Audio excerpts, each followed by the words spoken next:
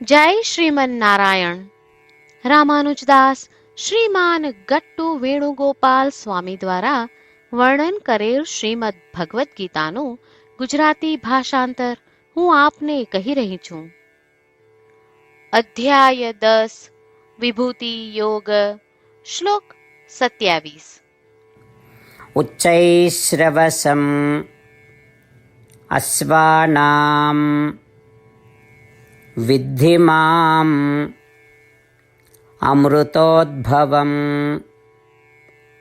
ઐરાવતમ ગજેન્દ્રાણામ નરાણાંચ નરાધિપમ. ઓમ. ગીતાચાર્ય શ્રી કૃષ્ણ પરમાત્મા અર્જુન સાથે આપણને બધાને વિભૂતિ યોગ શીખવી રહ્યા છે. પરમાત્મા કહે છે, અર્જુન, જ્યારે દૂધના સમુદ્રનું મંથન થયું ત્યારે ઉચ્છેશ્રવસ નામનો ભવ્ય અશ્વ અને ઐરાવત નામનો ભવ્ય હાથી નીકળ્યો. અર્જુન, હું અશ્વોમાં સર્વશ્રેષ્ઠ ઉચ્છેશ્રવસ અશ્વ છું. હું હાથીઓમાં સર્વશ્રેષ્ઠ ઐરાવત હાથી છું. અને હું સર્વ મનુષ્યોમાં રાજા છું. આ પ્રમાણે શ્રી કૃષ્ણ પરમાત્મા કહે છે કે તેમણે ઉચ્છેશ્રવસ અશ્વમાં પોતાના તત્વની ઉચ્ચ માત્રા રાખી છે અને ઐરાવત હાથીમાં પોતાના તત્વની ઉચ્ચ માત્રા રાખી છે.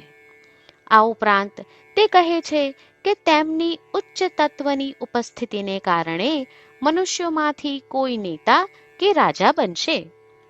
શ્રી કૃષ્ણ પરમાત્માના ઉપદેશોને ધ્યાનમાં રાખીને જ્યારે પણ આપણે ઉચ્છેશ્રવસ અશ્વનું નામ સાંભળીએ, જ્યારે પણ આપણે ઐરાવત હાથીનું નામ સાંભળીએ, ત્યારે આપણે શ્રી કૃષ્ણ પરમાત્માનું સ્મરણ કરીએ.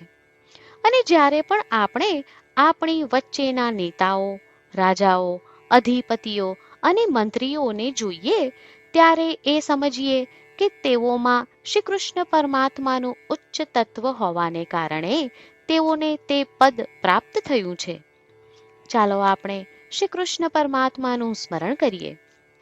શ્રી કૃષ્ણ પરમાત્માનું શરણ લઈ આપણું જીવન સાર્થક બનાવવાનો પ્રયાસ કરતા ચાલો આપણે બધા શ્રી કૃષ્ણ પરમાત્માના શબ્દોનું આ શ્લોક સ્વરૂપે પુનરાવર્તન કરીએ. ઉચ્ચૈશ્રવસમસ્વાનામ વિદ્ધિ મામ અમૃતોદ્ભવમ ઐરાવતમ ગજેન્દ્રાણામ નરાણાંચ નરાધિપમ. શ્રીમન્નારાયણ કરિષ્યે વચનમ તવ. સર્વં શ્રીકૃષ્ણાર્પણમસ્તુ. જય શ્રીમન્નારાયણ. શ્રી કૃષ્ણ પરમાત્માએ આખી ભગવદ્ ગીતાનો સાર અધ્યાય 18ના શ્લોક 65 થી 70માં 8 ઉપદેશ દ્વારા કહ્યો છે. શ્રી કૃષ્ણ કહે છે, જે મારા આ 8 ઉપદેશ અનુસરે છે તે મને પ્રિય છે. એ સર્વે ભક્તોનું હું બધી જ રીતે રક્ષણ કરીશ. શ્રી કૃષ્ણ પરમાત્મા પાસેથી આખી ભગવદ્ ગીતા સાંભળ્યા પછી અર્જુન કહે છે, કરિષ્યે વચનમ તવ. એટલે કૃષ્ણ, હું તમારી આજ્ઞાનું પાલન કરીશ. તમે કહો છો એમ કરીશ. અને આથી જ શ્રી કૃષ્ણએ દરેક પ્રકારના યશ અને વિજય અર્જુનને આપ્યા છે. તો ચાલો આપણે પણ પરમાત્માને 8 વાતો પાળવાનું વચન આપીએ. પરમાત્માને આપેલા વચનથી મોટી કોઈ પૂજા, તપ કે યજ્ઞ નથી. 8 પ્રતિજ્ઞાઓ જે આપણે લેવી જોઈએ તે હું હવે કહું છું. આપ સૌ પણ એનો મન અને હૃદયથી વિચાર કરો. આ રીતે શ્રી કૃષ્ણને વચન આપતી વખતે આપણે સૌ શ્રી કૃષ્ણની હસતી મુખમુદ્રાનો મનમાં વિચાર કરીએ અને પરમ આનંદનો અનુભવ કરીએ. જય શ્રીમન્નારાયણ. આપણા 8 વચનો આ પ્રમાણે છે. આપણું પહેલું વચન: હે શ્રીમન્નારાયણ, તમારા ઉપદેશ પ્રમાણે હું હંમેશા તમારું ધ્યાન અને ચિંતન કરીશ. આપણું બીજું વચન: હે શ્રીમન્નારાયણ, તમે કહ્યું છે તેમ હું સદાય તમારી ભક્ત રહીશ. આપણું ત્રીજું વચન: હે શ્રીમન્નારાયણ, હું મારા કર્મો તમને સંતોષ થાય તેમ અને તમારી સેવા માટે કરીશ. આપણું ચોથું વચન: હે શ્રીમન્નારાયણ, તમે અનુસરવા કહ્યું છે તેમ મને પૂર્ણ શ્રદ્ધા છે કે હું તમારી છું. હું સદાય મારા હાથ જોડી તમને નમસ્કાર કરીશ, તમારી ભક્તિ કરીશ. આપણું પાંચમું વચન: હે શ્રીમન્નારાયણ, હું તમારા શબ્દો યાદ કરું છું. મામેકમ શરણમ વ્રજ, તમે તમારી શરણમાં આવવા કહ્યું છે. શ્રીમન્નારાયણ, હું માત્ર તમારા જ શરણમાં છું. આપણું છઠ્ઠું વચન: હે શ્રીમન્નારાયણ, આપે કહ્યું છે મા શુચ, તમે અમને આશ્વાસન આપી શોક ન કરવા માટે કહ્યું છે, તો હું દુઃખી નહીં થાઉં, શોક નહીં કરું.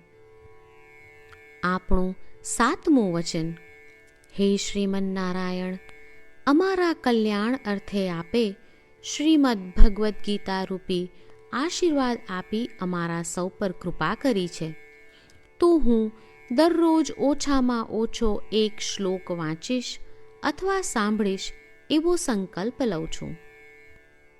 આપણું આઠમું વચન: હે શ્રીમન્નારાયણ, હું ગીતાના દૈવી શબ્દો એ ભક્તો સુધી પહોંચાડવાનો પ્રયત્ન કરીશ જેઓ ગીતાથી અજાણ છે. હે શ્રીમન્નારાયણ, તમે કહ્યું છે તેમ કરીશ, તમે કહ્યું છે એમ વર્તીશ અને તમારા માટે જ કર્મ કરીશ. શ્રીમન્નારાયણને આપેલું વચન કે દરરોજ તમે કહ્યું છે એમ કરીશું, એ જ એક મહાન પૂજા છે. તો ચાલો આપણે સૌ દ્રઢ શ્રદ્ધા સાથે પ્રભુ પાસે એક સંકલ્પ લઈએ. શ્રીમન્નારાયણ, કરીશ્યે વચનમ તવ. શ્રીમન્નારાયણ, હું તમારી આજ્ઞાનું પાલન કરીશ. સર્વમ શ્રી કૃષ્ણાર્પણમસ્તુ. જય શ્રીમન્નારાયણ. ઉચ્ચૈશ્રવસમ અશ્વાનામ વિદ્ધિ મામ અમૃતોદ્ભવમ ઐરાવતમ ગજેન્દ્રાણામ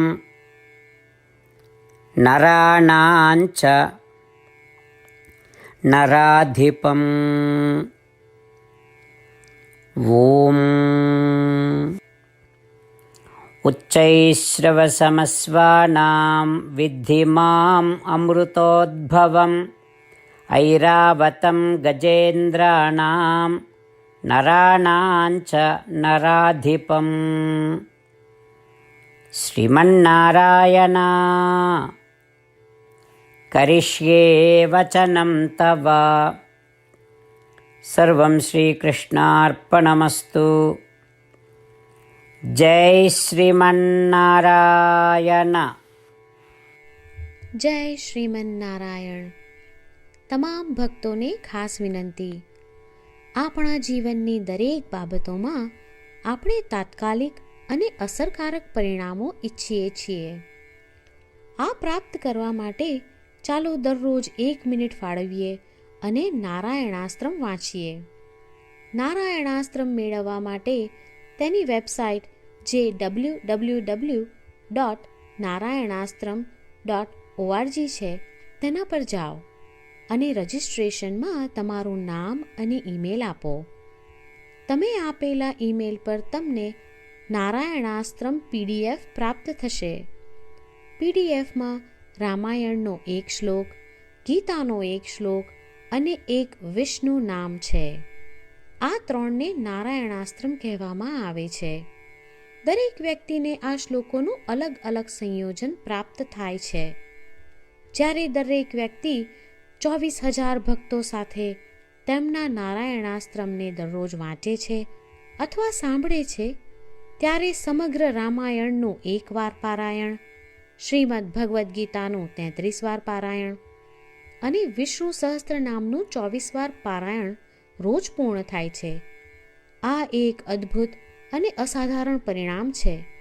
તેથી તમે અને તમારા પરિવારના સભ્યો તરત જ વેબસાઇટ પર જાઓ અને તમારું નારાયણાસ્ત્ર મેળવો. જય શ્રીમન્નારાયણ.